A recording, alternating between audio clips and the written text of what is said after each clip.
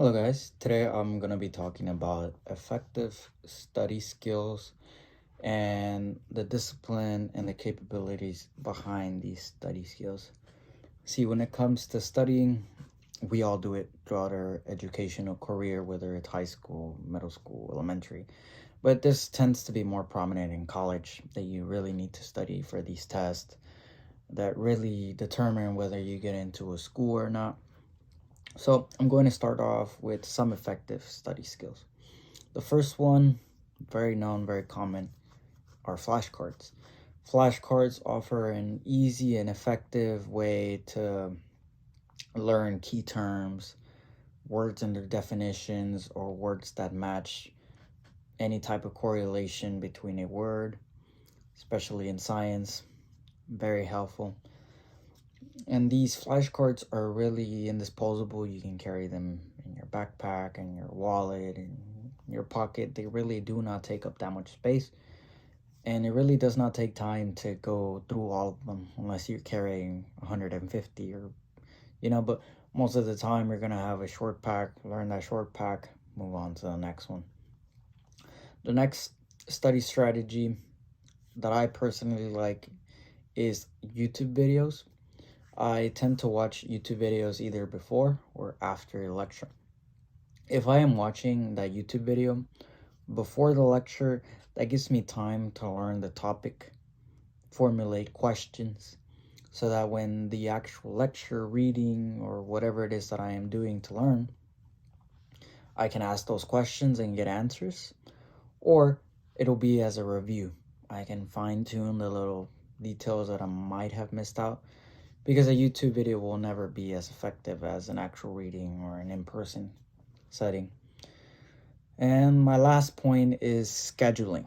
Scheduling is a very effective way to organize your time and really find those intervals in which you are free to study those flashcards, watch those YouTube videos, whatever it may be.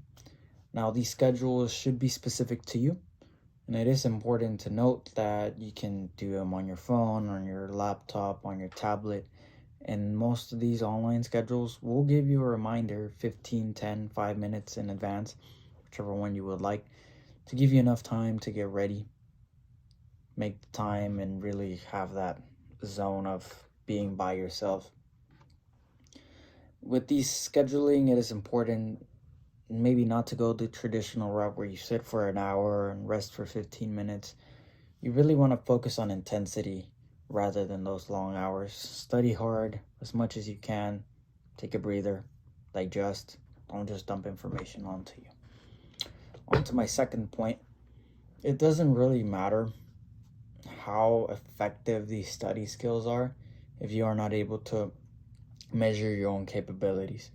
So, whenever you're considering all of these things, it is important to ask yourself, what can you do? What can I do? Figure out your learning style. What is effective to you? There's no point of reading something if you're not going to be able to focus. Find the audio, find the video to it. Record yourself reading it, whatever works for you. Know your capabilities, know how far you can go, and what you can do. That is what is foremost when creating these flashcards. If you overload them and you're not capable of doing them, then there's no point of the flashcards. Same thing with your schedule. There are a lot of variables that come into play.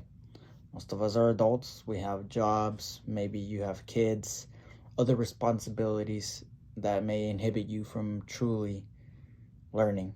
And that can be a hinder to your capability.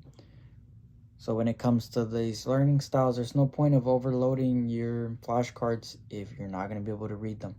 There's no point in scheduling time from your schedule if you're not going to be able to sit and truly study.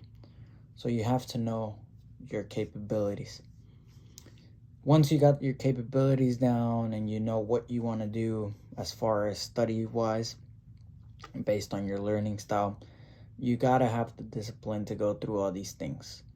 Again, you might have the best study techniques in the world, you might have the best teacher, you might have everything.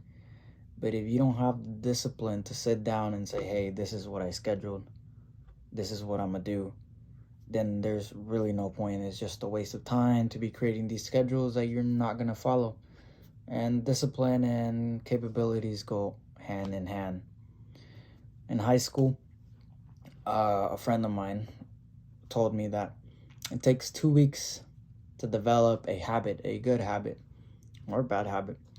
And I have always stood by that. When I started the gym, maybe it was painful, maybe there had to be some extra work for me to get past those 2 weeks, but after it just came naturally. Same thing with studying. When I started with these YouTube videos, at first it was hard because there would be so many recommendations here on movies, shows, funny things while I was trying to study. But I had the discipline through those weeks, those first 2 weeks, to sit down and truly put my education first. And now it comes naturally. I get home from school or I finish my lecture, my reading, whatever is the case, and I go open YouTube and the video is already there, or I look up the topic. And it really helps me tie everything in together. But again, this is because I'm capable of doing it and I have that discipline. Discipline and capabilities go hand in hand, and they will help you if you find your effective learning style to effectively learn, to effectively actually be able to study. So in conclusion, prioritize your time. Know what's best for you, what works for you, what doesn't work for you. There's no point in following the crowd, following the lead of other people if you're not like them. They are their own person, you are your own person, and it's natural that you're going to work differently. What works for others will not work for me. What works for me will not work for you.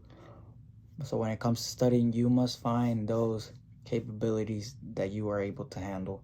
Find out your discipline, your times when you can do what you set forth to do. Complete everything that you start. If you're not able to, then again, it doesn't really matter how effective these study guides are, how good your teacher is. You're not going to be able to do it. Throughout this research of mine, I used 3 websites that were really helpful. The first one was edutopia.org. The second was sciencenewsforstudents.org. And the third one was learningcenter.unc.edu. And they really gave me an overall understanding of my learning style and my scheduling. Before, I would schedule things differently, but now I understand that it's better to have short spurts of intense studying rather than that traditional long style where you're just overloading your brain. Thank you guys for listening, and I hope this serves you to find good, effective study skills that fit you.